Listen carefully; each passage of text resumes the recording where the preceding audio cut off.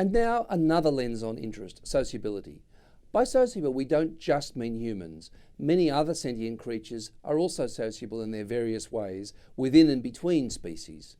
Even plants are sociable to the extent they are sensitive to each other's presence. Here we want to contrast antagonistic and sociable interests, and the more complex case where these two aspects of sociability transpose. This can happen in many ways, where antagonistic interests cynically leverage solitary interests, for example, or rhetorically articulated solitary interests are a cover-up for antagonistic interests.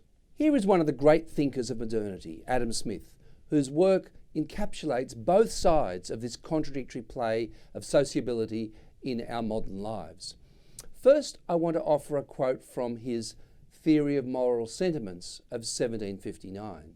Our senses can never carry us beyond our own person. By imagination, we place ourselves in another's situation, conceiving what we ourselves should feel in the like situation. It is the impressions of our senses only, not those of his, which our imaginations copy. This process Smith calls sympathy, or correspondence of sentiments.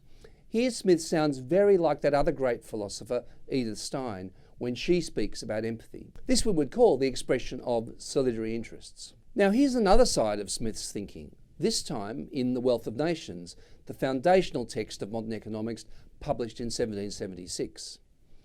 In it he describes a new arrangement of sociability, the division of labour. His example is a pin factory, where even something like making a little pin involves 18 different steps, and with each person taking one absolutely mindless, repetitive step. Here is the contradictory play of sociability. People need pins, this is their use value.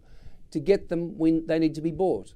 And in this area, there is a whole lot of human misery, including having to do soul-destroying work in the factory in order to earn a living. Then there arises the question of the affordability of commodities within the pay that one earns. So, in the sociability of the pin factory and the world where people make pins because other people buy them, we may parse a complex amalgam of solitary and antagonistic interests. Here from Smith's Wealth of Nations is one of the most famous quotes of all of modern economics. It is not from the benevolence of the butcher, the brewer, or the baker that we expect our dinner, but from regard to their own self-interest. Man has almost constant occasion for the help of his brethren, and it is in vain for him to expect it to come from their benevolence only. He will be more likely to prevail if he can influence their self-love in his favour. Generally, indeed, he neither intends to promote the public interest, nor knows how much he is promoting it. By directing that industry in such a manner as its produce may be of greatest value, he intends only his own gain, and he is in this, as in many other cases, led by an invisible hand to promote an end that was no part of his intention. By promoting his own interest, he frequently promotes that of society more effectively than when he actually intends to promote it. This captures perfectly the strange play of antagonistic and solitary interests that we live in market societies. It also captures the process of reification, where we are immersed in a world whose underlying dynamics we are not aware on a daily basis. Then Adam Smith and his followers turn this into rhetoric. They make it an explicit justification for market societies. But today market advocates often forget the other part of Smith, where he was a critic of the alienation that comes with working in something like a pin factory. After all, the workers are working there just because they've been forced to sell their labour on the employment market. Here now is a rough map with a few examples of solitary as contrasted with antagonistic interests. Both kinds of interest are equally sociable.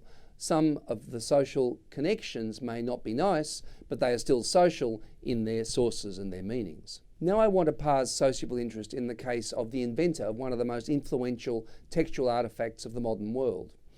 This is a statue of Francesco d'Artini standing in the town square of Prato, just north of Florence. He became head of a trading empire that by the end of the 14th century extended all the way from England to North Africa to the Middle East. It traded in goods only the rich could afford: silk, exotic spices, religious pictures, and slaves, as if trading human beings were the same as trading any other chattel.